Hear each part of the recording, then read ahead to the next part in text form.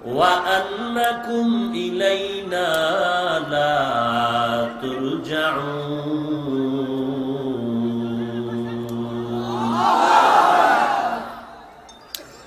আল্লাহ বলেন, তোমরা কি ধারণা করেছো আমি আল্লাহ তোমাদেরকে অনর্থক সৃষ্টি করেছি? তোমরা কি ধারণা করেছো আর আমার দরবারে আসবে না? প্রশ্নবোধক আওয়াজ।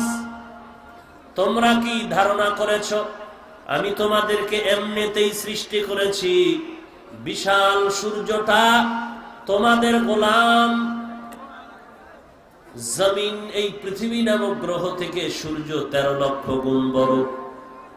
জমিন বা পৃথিবী নামক গ্রহ থেকে 9,30,00,000 মাইল বড়। এ বিশাল সূর্য আল্লাহর আদেশ মতে ডিউটি পালন করে মানুষের খেদমতের জন্য। চাঁদ মানুষের গোলাম, পাহাড় পর্বত মানুষের গোলামির জন্য। আল্লাহর দেয়া বাতাস, আল্লাহর দেয়া পানি, আল্লাহর দেয়া সব মাখলুকাত মানুষের গোলাম, মানুষের খেদমত করে। আর তুমি এই খেদমত পাইয়া স্বাধীনভাবে চলবা, এটা কেমনে হয়? না, আমি আল্লাহ তোমাকে পাঠানোর পেছনে অবশ্যই মহা কারণ আছে। বিনা কারণে পাঠাই নাই। বিনা কারণে সূর্য তোমার গোলামি করে না, বিনা কারণে চাঁদ তোমার গোলামি করে না, বিনা কারণে পানি বাতাস তোমার গোলামি করে না রে বান্দা। সারা দুনিয়ার সব মাখলুকাত তোমার গোলাম। আর আমি আল্লাহ তোমাকে পাঠাইছি কেন? সারা দুনিয়ার মানুষ, সারা দুনিয়ার মাখলুকাত এই মানুষের গোলামি করবে, আর মানুষ একমাত্র আমি আল্লাহর গোলামি করবে। हकीकत से तो दुनिया बेखबर है, दुनिया की नुमाइश पर नजर है। नुमी गुयम के अज दुनिया जुदा बाश, बहर कारे के बाशी बा खुदा बाश। जिसते दुनिया अज खुदा गाफिल बुदान, कमाशो नकरा हो फर जिंदोजान। आबो दर कश्ती हलाके कश्तियास, आप अंदर जीरे कश्ती पुश्तियास। আল্লাহ বলেন, তোমরা কি ধারণা করেছো আমি আল্লাহ তোমাদের অনর্থক সৃষ্টি করেছি? বলে না, না।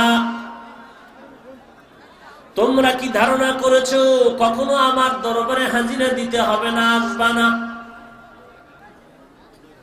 আমি আল্লাহর দরবারে আসতেই হবে, পালানোর কোনো জায়গা নাই। মরণ থেকে যতই পালাও, মরণ তোমায় নিবে ঘিরি। যদিও সুদূর আকাশ পানে লুকাও, সেথায় লাগিয়ে সিঁড়ি। নদী পথে নৌকা চালাও ও মাঝি ভাই, বেলা ডুবার আগে আমি ওপার উঠতে চাই। ডুবে গেলে বেলা রে আর উঠে না, ভেঙে গেলে মেলার আর জমে না। এরে নবীর উম্মতের দল, দয়াময় আল্লাহ আমাদেরকে অনর্থক বানান নাই। একদিন আগে পেছনে তার দরবারে ফিরে যেতে হবে, পালানোর কোনো জায়গা।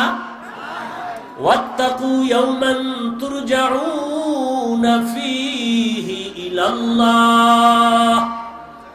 ভয় করো ওই দিনকে, যেই দিন তোমরা আমি আল্লাহর আদালতে প্রত্যাবর্তন করবে।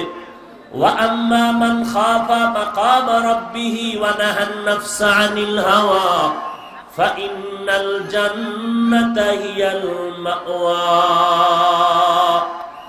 ভয় করো ওই দিন, যেদিন আমি আল্লাহর দরবারে দাঁড়াইয়া সব হিসাব দেওয়া লাগবে। ওই দিনের ভয় অন্তরে ঢুকাইয়া বান্দা আল্লাহর গোলামিতে মনোনিবেশ হও। দুনিয়ার মোহ থেকে নিজেকে ফিরায়া দাও। কারণ এই দুনিয়া আজ আছে কাল থাকবে না। এই দুনিয়ার পেছনে ঘুরে কি লাভ? এ দুনিয়াটা কিছুই না। বাড়িওয়ালার বাড়ি পড়ে আছে, বাড়িওয়ালা নাই। গাড়িওয়ালার গাড়ি পড়ে আছে, গাড়িওয়ালা নাই। অতএব এই দুনিয়ার পেছনে সময়টারে ব্যয় করো না।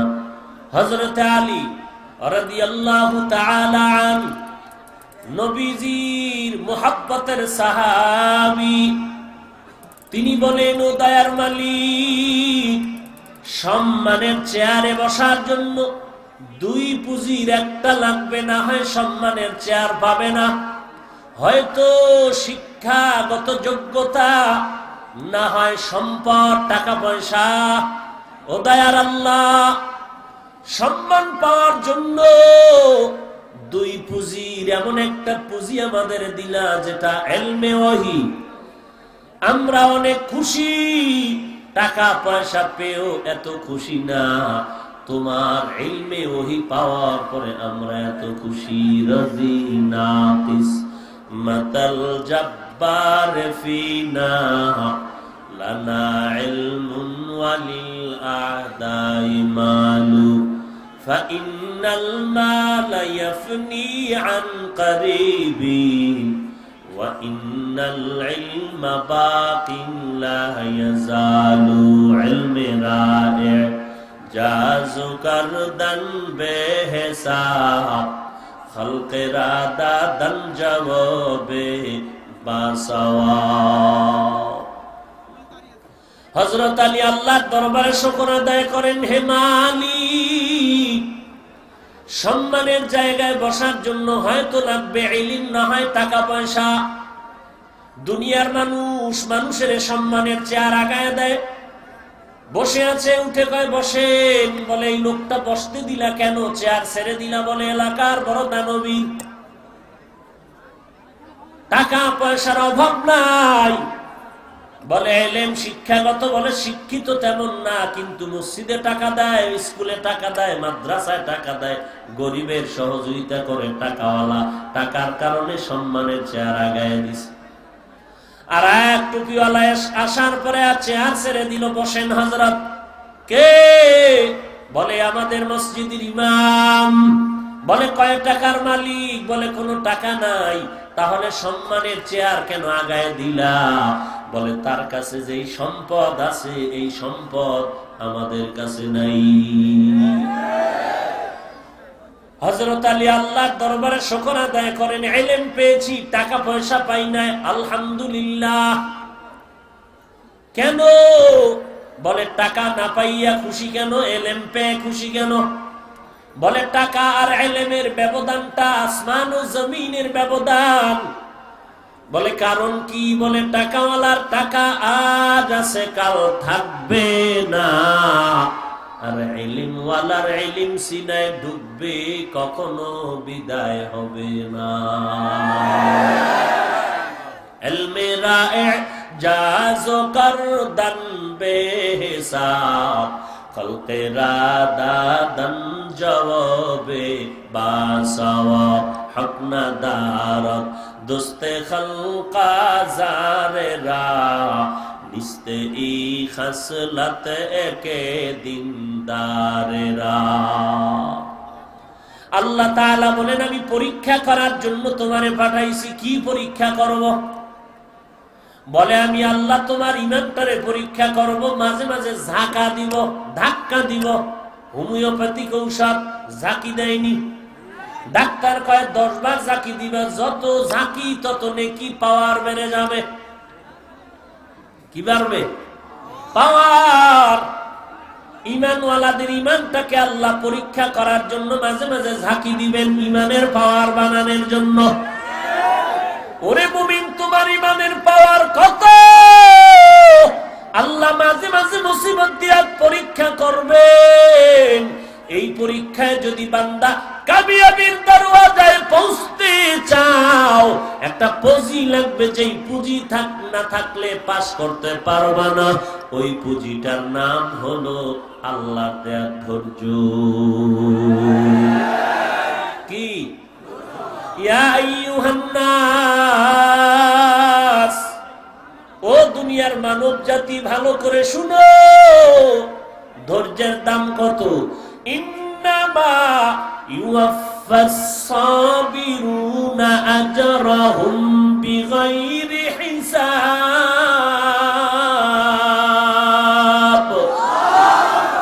কিয়ামতের ময়দানে বিনা হিসাবে জান্নাতি। ধৈর্যের এত দাম, ধৈর্য ধারণকারীর সাথে আমার আল্লাহ আছেন। ইয়া আইয়ুহাল্লাযীনা আমানুস্তাঈনু বিস-সাবরি ওয়াস-সালাহ ইন্নাল্লাহা মা'আস-সাবিরিন।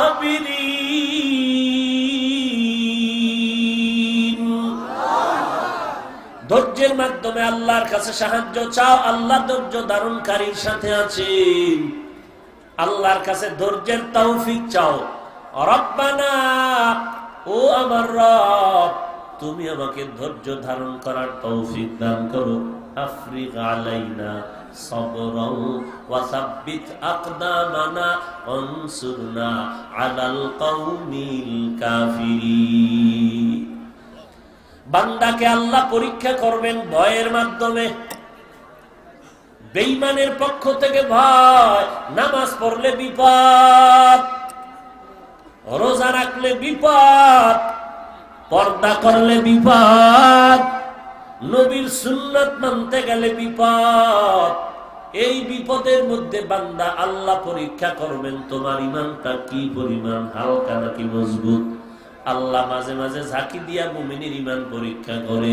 বান্দা ঝাঁকি সহ্য করিয়াও তুই ঈমানের উপরে মজবুত থাকতে পারো কিনা। যদি থাকতে পারো, আমি আল্লাহ তোরে সুসংবাদ শুনায় দিলাম, ওয়ালা তাহিনু ওয়ালা তাহজানু ওয়া আনতুমুল আ'লাউনা ইন কুনতুম মুমিনিন। কোনো ভয় নাই, কোনো পেরেশানি নাই যদি মুমিন ঈমানটারে মজবুত করে নাও। বলে কেমন মজবুত? বলে আমিনু কামা আমানান নাস।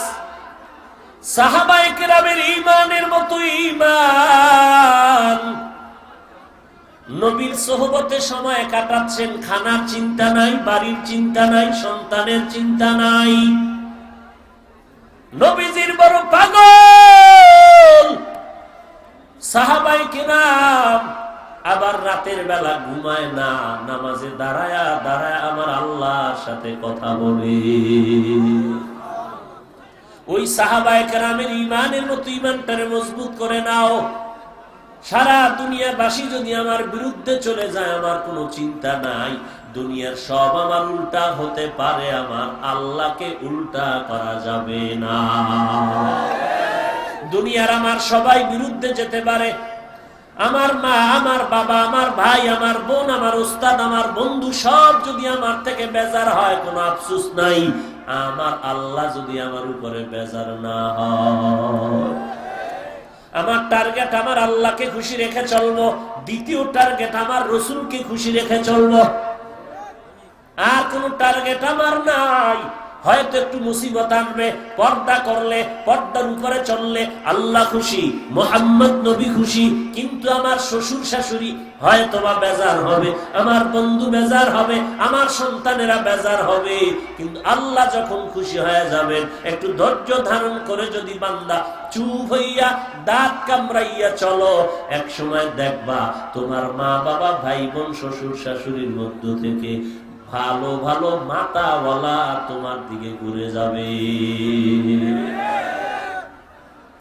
এটা আল্লাহর উপরে ইস্তেকামাত থাকতে হবে। ইন্নাল্লাযীনা ক্বালু রাব্বুনাল্লাহ সুম্মা ইসতাকামু ফালা খাউফুন আলাইহিম ওয়ালা হুম ইয়াহজানুন।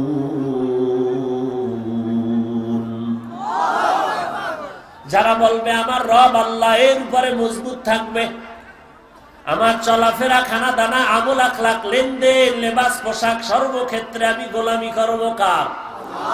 ভয় করবো কাকে? এরে নবীর উম্মতের দল, আল্লাহ বলেন আমি ভয়ের মাধ্যমে পরীক্ষা করব, পেটে ক্ষুধা দিয়া পরীক্ষায় ফালাইয়া দিব, অনেক সময় মজার মজার খানা পাবি, আবার মাঝে মাঝে পাবিও না। মজার খানা খাইয়া বেশি খুশি নাকি কষ্ট পাওয়ার পরেও খুশি? আমি আল্লাহ খানার মাধ্যমে কষ্ট দিব। মাঝে মাঝে আল্লাহ কষ্ট দিয়া পরীক্ষা করবেন। আমি আল্লাহরে ভুলে যাও। এই করোনা লকডাউনের মধ্যে কত মানুষ খানায় কষ্ট পেয়েছে, ঘরের মধ্যে খানা নাই, পানি বন্যা, ঘরে পানি, থাকার জায়গা নাই, চাল নাই, ডাল নাই, ব্যবসা বন্ধ, দোকান বন্ধ। আল্লাহ পরীক্ষায় ফলাইছে রে বান্দা, খানা না পাইয়া আমারে ভুলিয়া যাও না কিনা, আমারে মজবুত করে ধরো। যদি মজবুত হইয়া আল্লাহকে রাজ্জাক মানিয়া যদি বান্দা ধৈর্য ধারণ করো, টেনশন করিস না, 2 দিন না তোরে পরীক্ষার পর একটু খুশি হইয়া এমন রিজিকের ব্যবস্থা করব, জীবনে তোর রিজিকের বরকত কখনো আর ঘাটতি হবে না। গর্তাওয়াকুল মিকুনি হার সুবহ শাম মিরাসানাদ রিস্তে তু আজলা মাকাম জুজবা হাকচি জে মখা আজ ইনসুজা ফজলে উ আমস্তে দর জুমলা জাহা। কি ঘুমাইতেছেন না?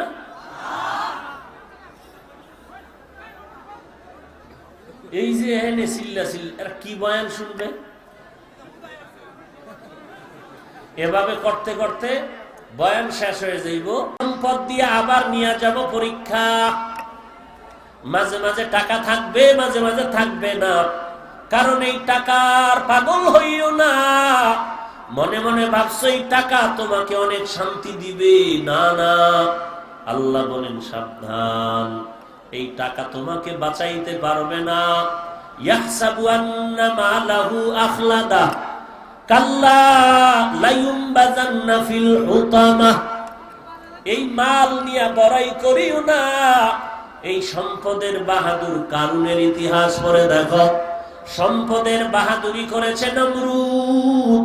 ইতিহাস পড়ে দেখো, হযরত আলী এমনিতেই টাকা না পাইয়া শুকর আদায় করে নাই। কারণ টাকাওয়ালার টাকা আজ আছে, কাল থাকবে না। আর ইলমওয়ালার ইলম সিনায় ডুববে, কখনো বিদায় হবে না। ইলমেরা ইজাজো করদান বেহিসাব খুলকেরা দাদান জবাবে বাসওয়াব। টাকা নাই, পয়সা নাই, এরপর আবু হানিফার নাম মানুষ কেন নেয়? লক্ষ কোটি কোটি মানুষ তার মতাদর্শের উপরে চলে কেন? একমাত্র ইলমে ওহীর বরকতে। তিনি নাই, তার এলেম আছে না নাই? এলেমের বড় দাম। বলে টাকাওয়ালার টাকা আজ আছে, কাল থাকবে না, কিন্তু এলেম বিদায়। এই ছাত্র ভাই, তুমি যে জ্ঞান শিখো, মাদ্রাসায় পড়ো, স্কুলে পড়ো, কলেজে পড়ো, ভার্সিটিতে পড়ো, তোমার এই জ্ঞান কখনো যাবে না, যাবে না, যাবে না। এই জ্ঞানটা সিনার মধ্যে যখন ঢুকবে, সিনার থেকে যাবে না। তবে সাবধান, ও জ্ঞানী ছাত্র, সাবধান। কখনো কখনো তোমার ইলম ও জ্ঞান যা তুমি শিক্ষকের থেকে শিখেছো, এই এলেমটাও কখনো কখনো সিনার থেকে ভেঙে যাইতে পারে, খালি হতে পারে। 2 জায়গায় বেয়াদবি যদি করো, 1 নাম্বার এলেমের সাথে, আল্লাহর ইলমের সাথে, দুনিয়ার শিক্ষার সাথে যদি বেয়াদবি করো, তোমার শিক্ষার জ্ঞান চলে যাবে। 2 নাম্বার ইলমওয়ালা তোমার শিক্ষক আর কোরআনওয়ালা উলামায়ে কেরামের সাথে যদি বেয়াদবি করো, তোমার জ্ঞান খালি হয়ে যাবে। বলে কেমন? এমন পেছে পড়বি, এক সময় ইংরেজিতে কথা বলতি, কথা নিঃশ্বাসে নিঃশ্বাসে আরবিতে কথা বলতি। বেয়াদবির কারণে এক সময় দেখবা রাস্তায় পাগল হইয়া ঘুরা ছাড়া কোনো খবর থাকবে না।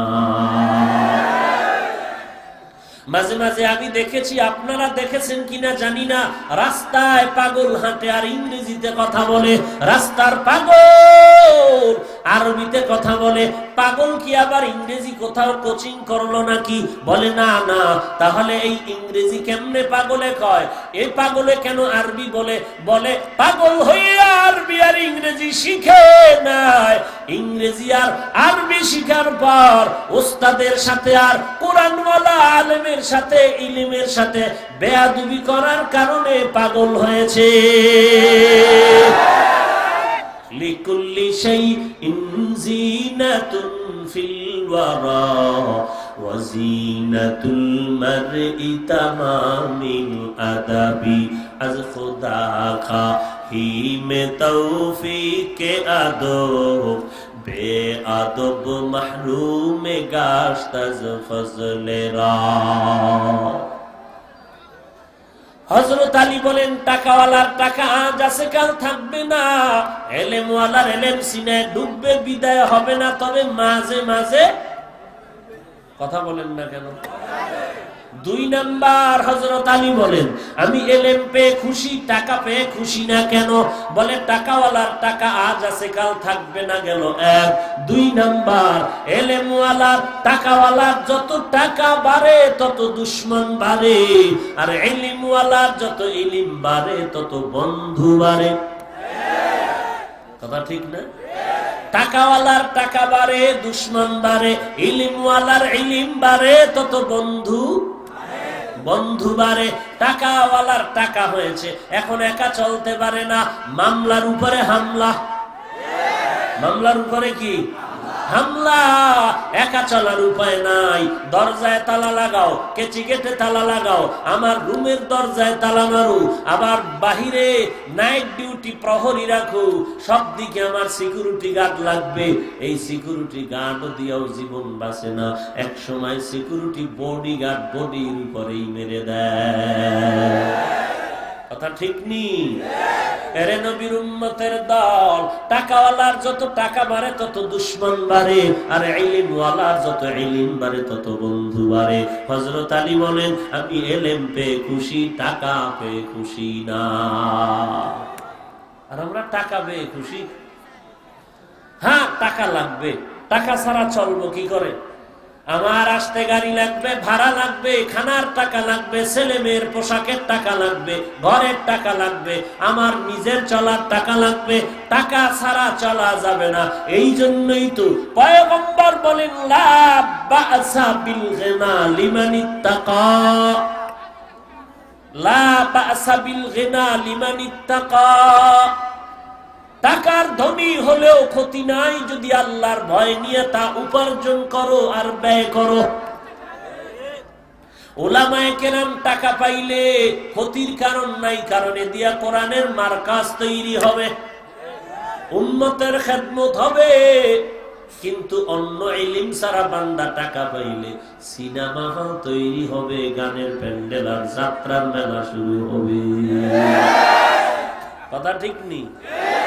এজন্য এলেমওয়ালার যত এলেম বাড়ে বন্ধু বাড়ে, টাকাওয়ালার যত টাকা বাড়ে তত দুশমন বাড়ে। হযরত আলী এলেম পেয়ে খুশি, টাকা পেয়ে খুশি না কেন? তার আর এক কারণ হলো, টাকাওয়ালার যত বয়স বাড়ে সকলের তত ঘৃণা বাড়ে, আর এলেমওয়ালার যত বয়স বাড়ে সকলের মুহাব্বত বাড়ে। টাকাওয়ালা বুড়া হয়ে গেছে, ম্যাডাম কয় মরে না কেন? টাকাওয়ালা ধনী বুড়া হয়ে গেল, এখন ছেলে মেয়েরাও অতিষ্ঠ। এই বাবারে প্রতিদিন হসপিটালে আনা নেওয়া করার টাইম নাই, বাবা তাড়াতাড়ি সুস্থ হও নাইলে মরে যাও। গোপনে গোপনে ইমাম রেখা একটা জালালি খতম পড়ো, দেখি বাবা তাড়াতাড়ি কবরে যায়নি। নিরুপায় হয় খায় বাবা, আর দেরি না করে তাবলিগে যাও। এরে কপাল পোড়া যুবক, তোর বাবা তাবলিগে গিয়া এত লাভ নাই, তুই তাবলিগে গেলে যত লাভ হতো। ওর উদ্দেশ্য খারাপ, কালেমাতু হাক্কিন উরিদা বিহাল বাতিল। ওই সন্তানের উদ্দেশ্য, বাবা ঘর থেকে নেমে যাও, আমার ম্যাডাম রে নিয়া সিনেমার আড্ডা করবো ঘরের ভেতরে। তোমার কারণে পারি না, হয়তো মরো নাইলে সরো। ঘর থেকে বের হয়ে যাও, স্ত্রী পর্যন্ত ঘৃণা করে, সন্তানেরা ঘৃণা করে, কেউ তার কাছে যায় না।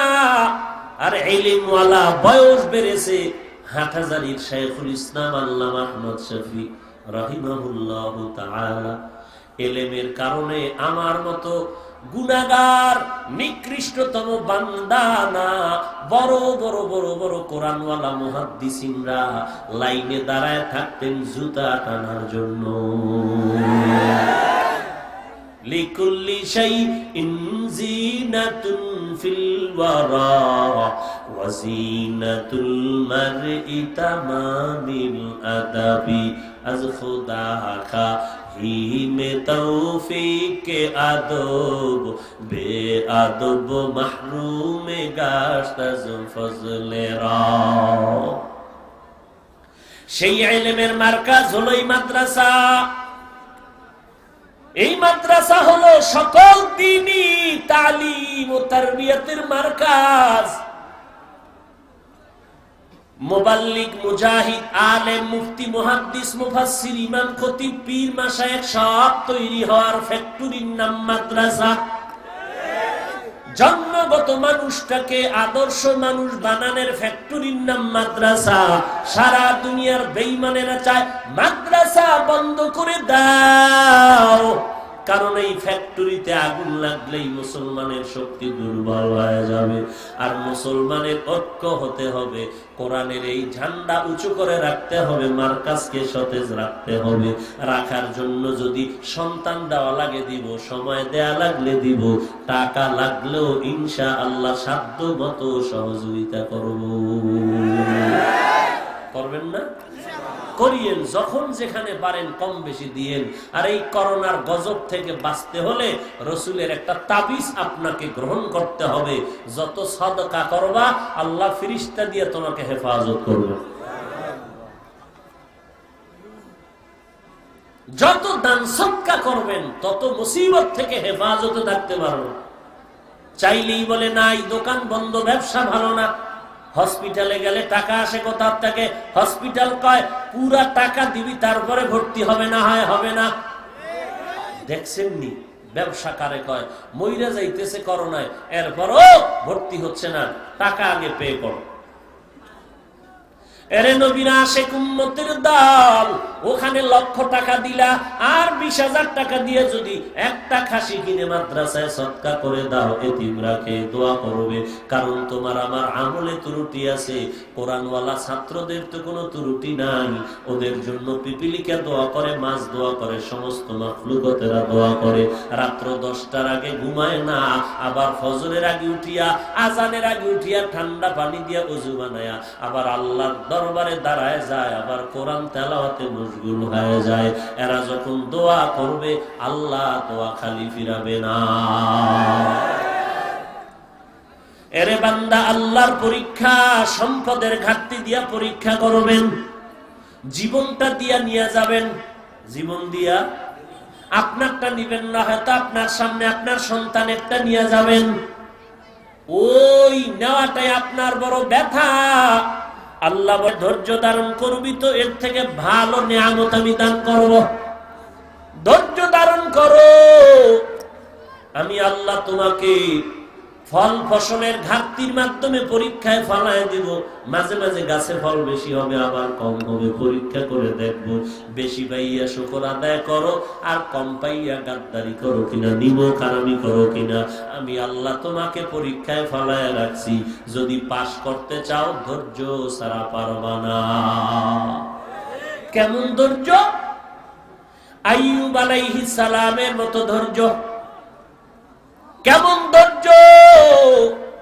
বলে ইসমাইল নবী আর ইব্রাহিম নবী আর হাজেরার মতো ধৈর্য। 80 বছর পরে সন্তান পাইয়া বাবায় বড় খুশি হয়ে গেল। আল্লাহ কয় মোহাব্বতের মানদণ্ড যেন উল্টা পাল্টা না হয়, আমি আল্লাহর মহব্বতের মাঝে যেন সন্তান তোর পর্দা সৃষ্টি করতে না পারে। ওরে ইব্রাহিম দেরি করিস না, সন্তান ইসমাইল আর মা হাজেরাকে নিয়ে জঙ্গলের মধ্যে রেখে আসো বাইতুল্লাহর কিনারায়। আল্লাহর হুকুমের সামনে ইব্রাহিম বলে নাই কেন? কারণ গোলামের কাজ হলো মালিকের হুকুম মানা, প্রশ্ন করার অধিকার নাই। হাজেরার ইসমাইলের মক্কার জঙ্গলের কিনারায় ফেলাইয়া ইব্রাহিম যখন বলে বিদায় নিলাম, মানুষ নাই, শুধু জঙ্গল, অন্ধকার। হাজেরা ডাক দিয়া কয়, স্বামী আমার, এখানে আমাদের ফালায় গেলেন, কারণটা কি বুঝলাম না। ইব্রাহিম নবী বলেন আল্লাহ তাআলার ওয়াদা। এই কথা শোনার পরে মা হাজেরা চোখের পানি ছেড়ে ডাক দিয়া কয়, স্বামী আমার, আর কোনো আমার দুঃখ নাই। আমার আল্লাহ যদি অর্ডার করে আমি রেডি হয়ে গেলাম, তবে আপনার কাছে অনুরোধ থাকলো আমার কোনো খোঁজ খবর নেওয়া লাগবে না, সামান্য পানি কিছুদিন পর থাকবে না, আপনার মোহাব্বতের সন্তান ইসমাইলের মাঝে মাঝে এসে দেখিয়া খবর নিয়ে যাইয়েন, আর আমাদের জন্য দোয়া করবেন আল্লাহ যেন সবকিছুর ব্যবস্থা করে দেয়। মা হাজেরা ওখানে থাকলেন, ইসমাইলও থাকলেন, ইব্রাহিম নবী চলে গেলেন। চলে যাওয়ার পর দীর্ঘ 6 বছর পর আবার আল্লাহ ইব্রাহিম নবীরে পাঠায় দিয়ে কয়, তাড়াতাড়ি ইসমাইলের জবাই করা লাগবে, তোমার কলিজার আপন মোহাব্বতের বস্তুটারে জবাই করে দাও। ইব্রাহিম আলাইহিস সালাম স্বপ্নে দেখলেন, ইন্নী আরা ফিল মানাম আন্নী আযবাহুকা ফানজুর মাযা তারা। স্বপ্ন দেখার পর বাড়িতে এসে 6 বছর পরে এসে দেখে মানুষের অভাব নাই, খানার অভাব নাই, বাড়ি গাড়ির অভাব নাই। লম্বা কথা, ইব্রাহিম মা হাজেরাকে বললেন, ও বিবি, ইসমাইলের সাজায় দাও, মালিকের দাওয়াতে যাও। গোপন কথা বলে না যে জবাই করব, আল্লাহর অর্ডার। মা আনন্দের সাজান সাজায় দিল, মনে হয় যেন দুনিয়ার কোন বাদশা দাওয়াত দিছে, সেখানে যাইতেছে। যখন রওনা হয়ে গেলেন, মিনা বাজারে আইসা সন্তান ইসমাইলের বাবা জিজ্ঞাসা করে, আমি স্বপ্ন দেখলাম, বলো তোমার কি মতামত। এই ইসমাইল ডাক দিয়া বলেন, ইয়া আবাতিফ আলমা তুমার সাতাজিদুনি ইনশাআল্লাহ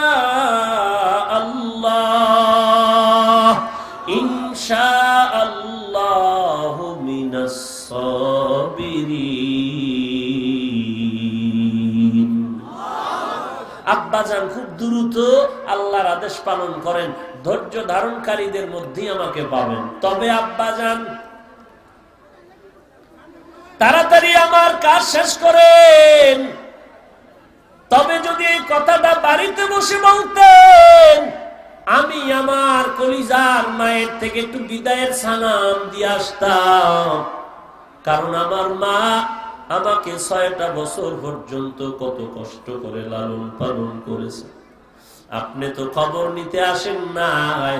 আমার মা যখন দেখলেন আমার পানিও নাই, মায়ের দুধও শেষ হয়ে গেল, আমার মা তার জিহ্বাটা আমার মুখে দিয়ে আমার তৃষ্ণা মিটায়ার চেষ্টা করেছিলেন।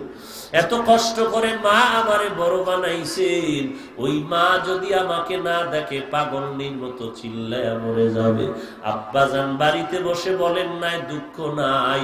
বাড়িতে গেলে আমার মা যদি দেখেন আমারে না পেয়ে কান্না করে, আমার মাকে ধমক দিবেন না, আমার মাকে আমার সালাম দিবেন, কিয়ামতের ময়দানে দেখা হয়ে যাবে। আব্বা জান আমাকে জবাই করার আগে আমার হাত পাও ভালো করে বেঁধে নেন, কারণ জবাই করার সময় যদি আমার হাতে পায়ের নাড়াচাড়া আপনার শরীরে লাগে, বেয়াদবি হবে, আল্লাহ বেজার হয়ে যাবে। ওরে আব্বা জান, আপনার চোখ দুটো রুমাল দিয়া ঢেকে নেন, কারণ জবাই করার সময় যদি মায়ার নজর সন্তানের দিয়ে পড়ে, আপনি এই মায়ার কারণে জবাই করতে পারবেন না। আল্লাহ পাক ধৈর্যের পরীক্ষা করলেন। যখন ইব্রাহিম রেডি হয়ে গেল, ছুরিটা নিয়ে যখন ছুরি চালাবে, আল্লাহর অর্ডার হয়ে গেল, ইসমাইলের যেন কোনো ক্ষতি না হয়।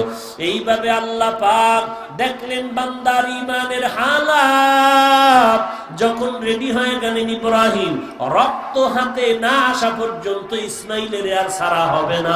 আল্লাহ তখন আওয়াজ দিলেন, ও ফেরেশতা, জান্নাতি একটা দুম্বা নিয়ে জান্নাতি প্রাণী ইব্রাহিমের শরীর নিচে দাও, ইসমাইলের সরায়া দাও যেন ক্ষতি না হয়।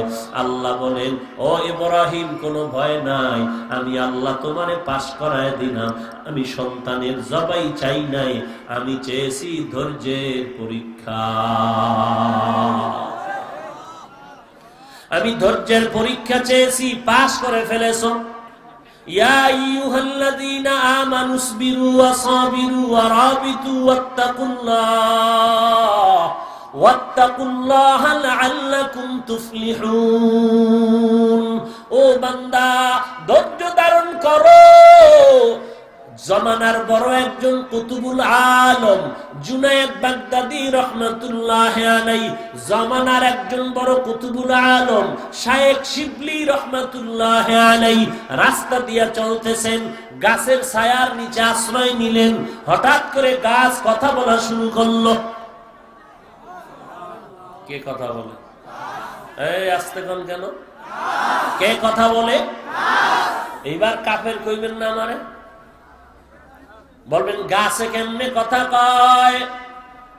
বলে আল্লাহর কুদরতে এমনিই কথা কয়। অসম্ভবকে সম্ভব করার ক্ষমতা কার? বাচ্চা কোলে আছে, শিশু বাচ্চা কথা বলতে পারে না, আল্লাহর কুদরতে। গাছ কথা বলতে পারে না, আল্লাহর কুদরতে পারে পারে পারে।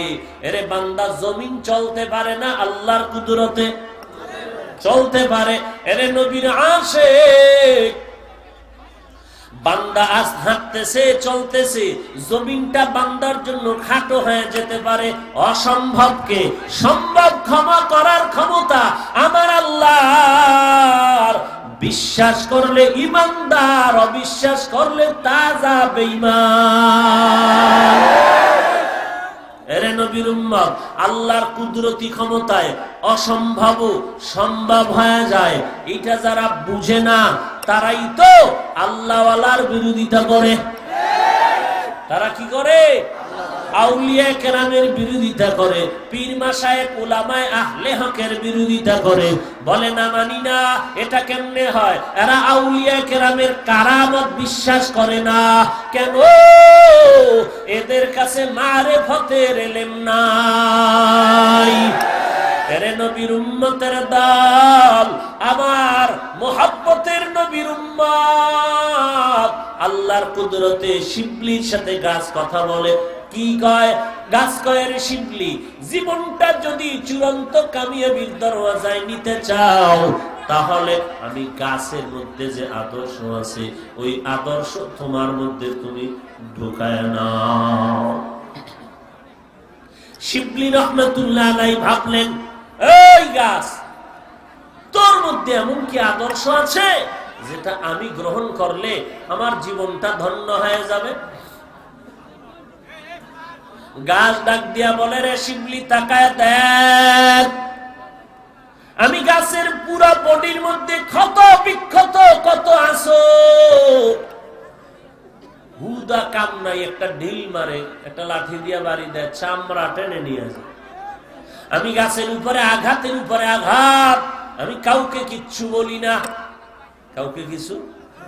ধৈর্য ধারণ করে ইস্তেকামতের সাথে আছি। আর কি করি? কাউকে আমি খারাপ কোনো কিছু দেই না, বরং ভিটামিন ফল উপহার দেই।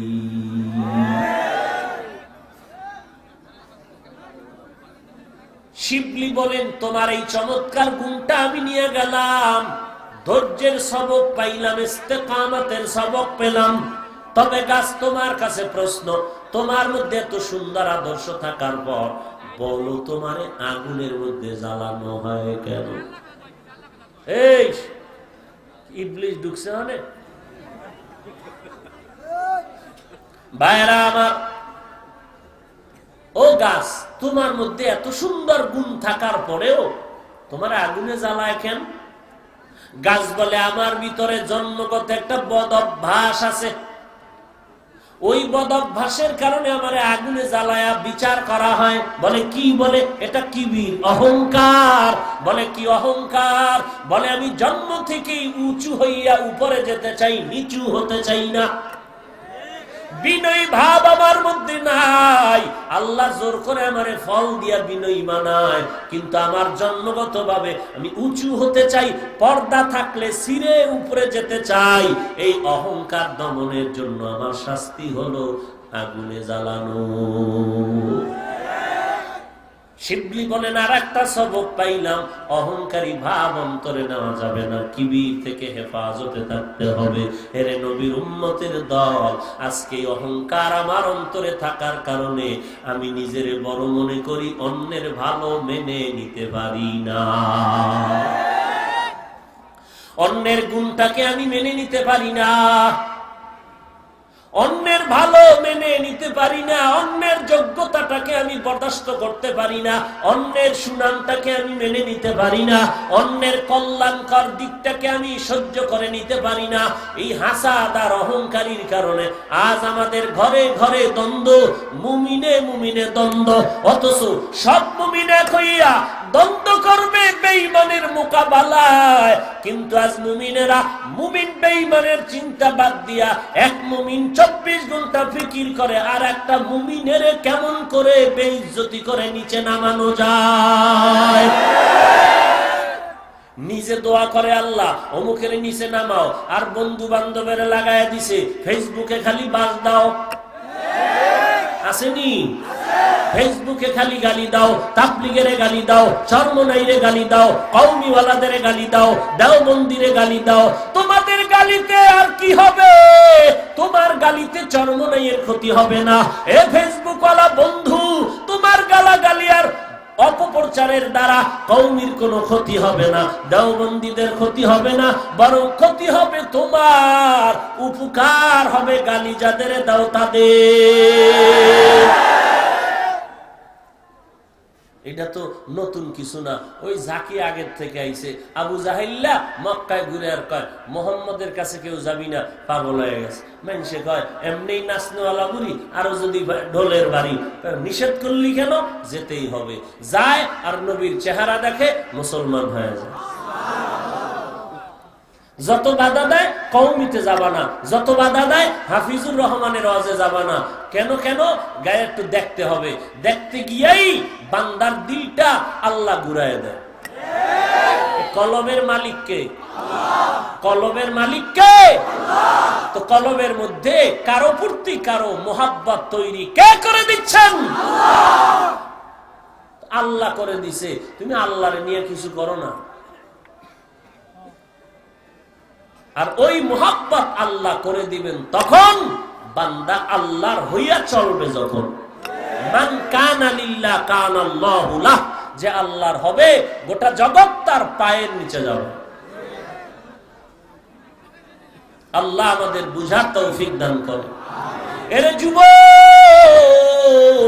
পায়ে হাত রেখে বলি তওবা করে নাও, অহংকারী ভাব অন্তর থেকে ছেড়ে দাও রে ভাই।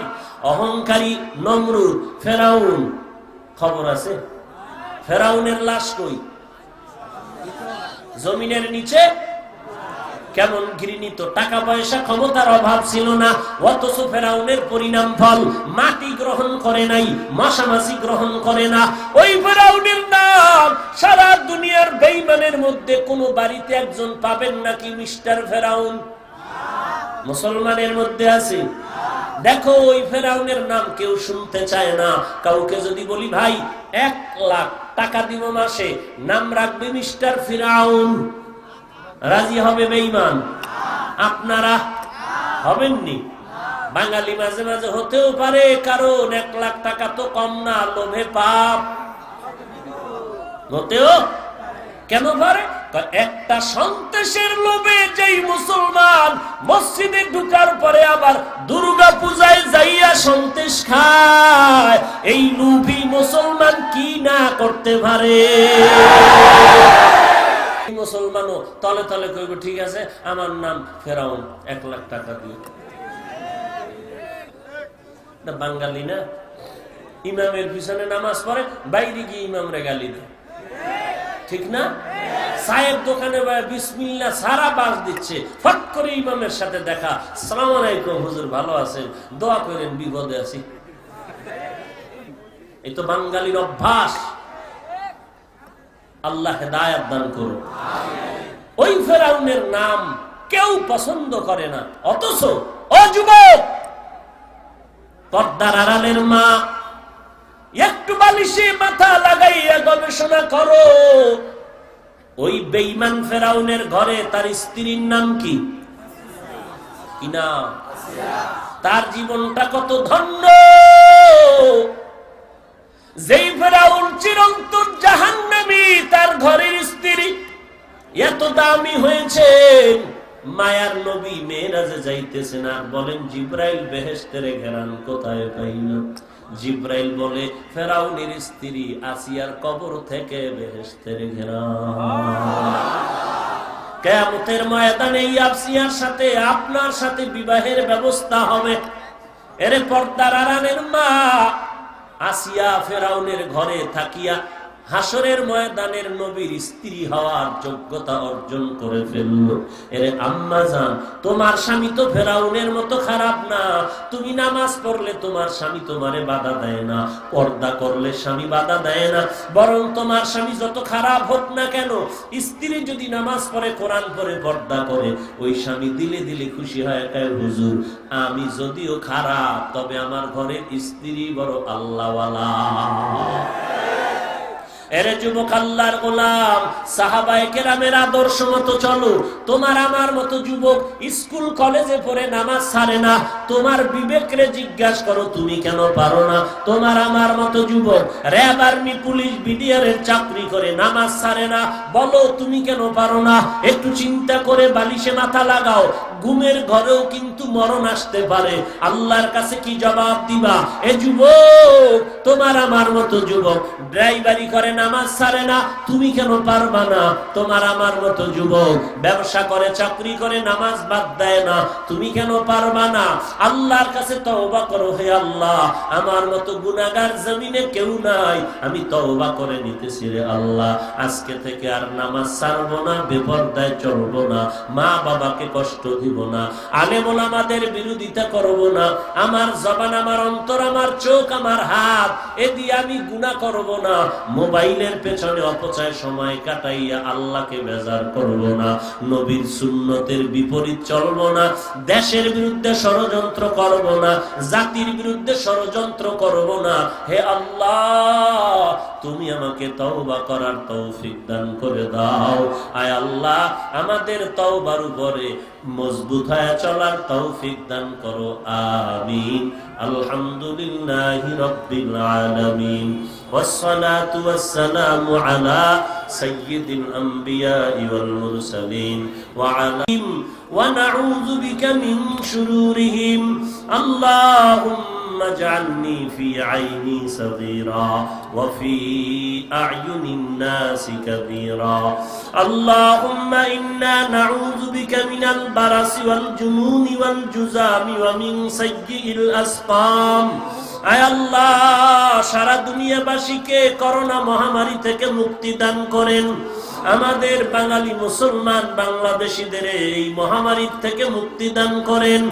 আয় আল্লাহ, এদের শান্তির দেশ বানায় দেন, ঈমান আমলের শক্তি বাড়ায় দেন, 5 ওয়াক্ত নামাজি বানায় দেন, সহিভাবে কোরআন পড়ার তৌফিক দান করেন। উলামায়ে আহলে হক সকলকে এক বানায় দেন, উম্মতের মাঝে মুহাব্বত বাড়ায় দেন।